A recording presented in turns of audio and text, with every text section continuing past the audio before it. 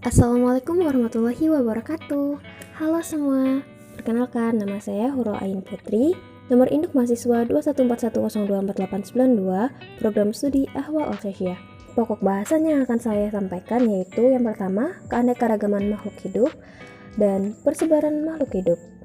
Jadi, dalam membedakan jenis-jenis makhluk hidup yang sangat banyak, maka perlulah cara untuk membedakan berbagai makhluk hidup tersebut, baik itu makhluk hidup yang jauh sekali bedanya, hingga makhluk yang memiliki kemiripan yang hampir sama. Keanekaragaman makhluk hidup. Keanekaragaman hayati adalah keseluruhan variasi berupa bentuk, penampilan, jumlah, dan sifat yang dapat ditemukan pada makhluk hidup. Setiap makhluk hidup memiliki ciri dan tempat hidup yang berbeda. Mulai pengamatan, kita dapat membedakan jenis-jenis makhluk hidup. Yang pertama, ada penyebab keanekaragaman makhluk hidup, yaitu keanekaragaman gen. Gen itu diwariskan dari induk kepada keturunannya. Gen yang diwariskan merupakan kombinasi antara kedua gen induk. Lalu, ada juga keanekaragaman jenis. Jenis atau spesies merupakan suatu satuan organisme yang dapat dikenal dari bentuk atau penampilannya, terdiri dari pengelompokan populasi atau gabungan individu yang mampu kawin sesamanya secara bebas atau tidak dapat melakukannya dengan jenis lain untuk menghasilkan keturunan dipengaruhi oleh lingkungan tempat hidupnya. Lalu yang ketiga yaitu keanekaragaman ekosistem. Keanekaragaman tingkat ekosistem disebabkan adanya perbedaan letak geografis setiap ekosistem. Klasifikasi makhluk hidup. Apa sih klasifikasi makhluk hidup itu? Jadi, klasifikasi adalah suatu cara pengelompokan dan pengkategorian yang didasarkan pada ciri-ciri tertentu. Semua ahli biologi menggunakan suatu sistem klasifikasi untuk mengelompokkan tumbuhan ataupun hewan yang memiliki persamaan struktur. Jadi, ilmu yang mempelajari prinsip dan cara mengelompokkan makhluk hidup ke dalam golongannya disebut dengan taksonomi atau sistematik. Dengan adanya klasifikasi makhluk hidup sendiri, kita dapat membedakan ciri-ciri yang mereka miliki. Adapun beberapa sistem klasifikasi. Yang pertama adalah sistem klasifikasi Pralinnaeus. Yang kedua, sistem klasifikasi dua kingdom, yaitu dunia hewan dan dunia tumbuhan. Lalu ada sistem klasifikasi tiga kingdom, dari dunia hewan, dunia tumbuhan, organisme bersel, dan organisme multiseluler sederhana. Lalu ada sistem klasifikasi 4 kingdom, yaitu tambahannya yaitu protista dan dunia jamur. Pada sistem klasifikasi 5 kingdom, ada monera, protista, fungi, plantae, dan animalia. Lalu sistem klasifikasi 6 kingdom, yaitu dunia hewan, dunia tumbuhan, protista, mycota, eubacteria, archaebacteria. Dan yang terakhir, sistem klasifikasi 7 kingdom, dari dunia hewan, dunia tumbuhan, protozoa, chromista, eumycota, eubacteria, dan archaebacteria. Sistem ini diperkenalkan oleh ahli Cavalier Smith tahun 1998. Di sini terdapat kingdom baru, yaitu chromista, yang anggotanya merupakan bagian dari kingdom fungi dan protista, yaitu oomycota, Hypochytriomycota, Bacillariophyta, Xanthophyta, Silicoflagellates, dan Chrysophyta.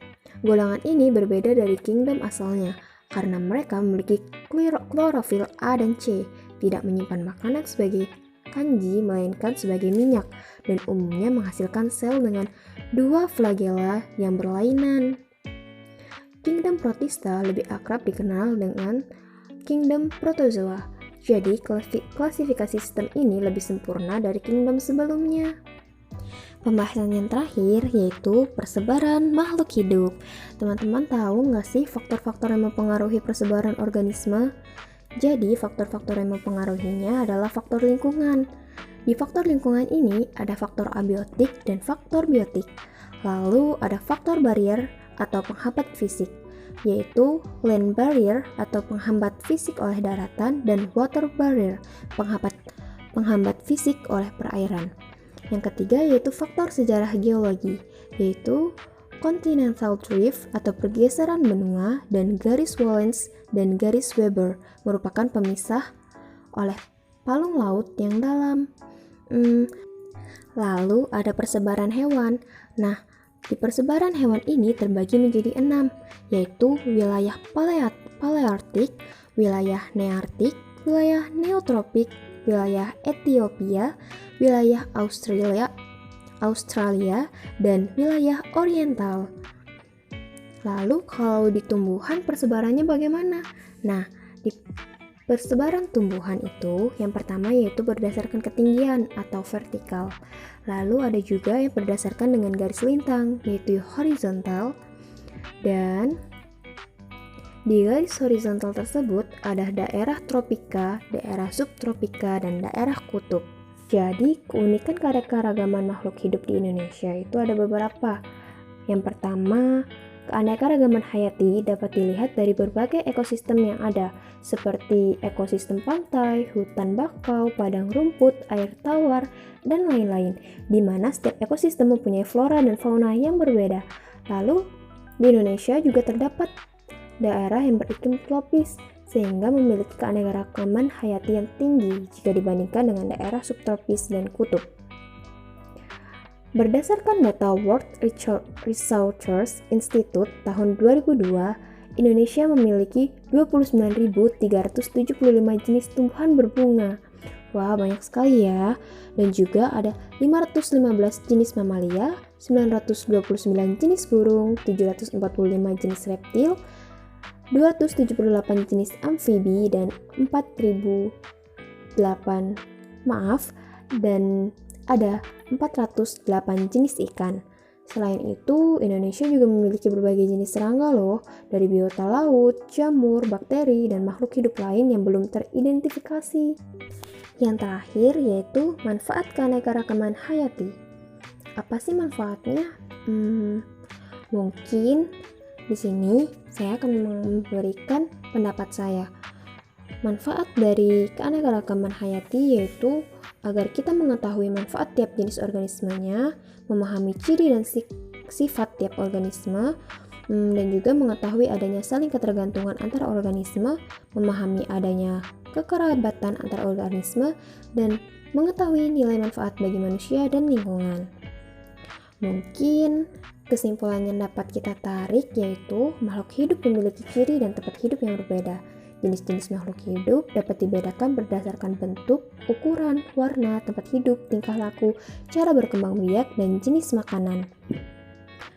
Klasifikasi makhluk hidup terbagi menjadi 7, diantaranya ialah sistem klasifikasi Linnaeus sampai dengan sistem klasifikasi 2 kingdom hingga sistem klasifikasi 7 kingdom. Adapun faktor-faktor persebaran makhluk hidup yaitu dari lingkungan, barir, dan sejarah geologi. Mungkin hanya itu yang dapat saya sampaikan. Lebih dan kurangnya saya mohon maaf. Semoga dengan adanya video ini kita sama-sama bisa menambah sedikit wawasan kita mengenai persebaran makhluk hidup dan klasifikasi makhluk hidup. Akhir kata, nun wal qalami wa ma yasturun, fastabiqul khairat. Wassalamualaikum warahmatullahi wabarakatuh. Sampai jumpa teman-teman.